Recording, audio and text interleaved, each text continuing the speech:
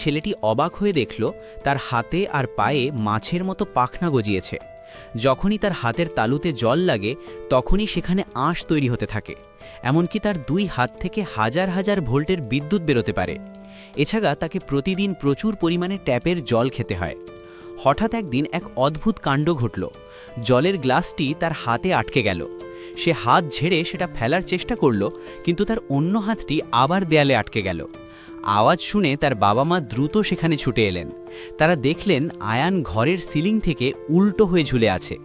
এই দৃশ্য দেখে তারা দুজনেই ভীষণ ঘাবড়ে গেলেন। শুধু তাই নয়, আরও অনেক অদ্ভুত বিষয় সামনে আসতে লাগল। তার সাঁতারের গতি এত বেশি ছিল যে সে দ্রুতগামী নৌকাকেও ছাড়িয়ে যাচ্ছিল। আয়ান কি সত্যিই জলমানব?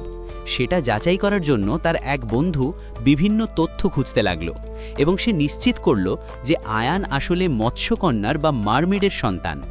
সত্যিটা জানার জন্য আয়ান তার বাবা মাকে জেরা করতে শুরু করল।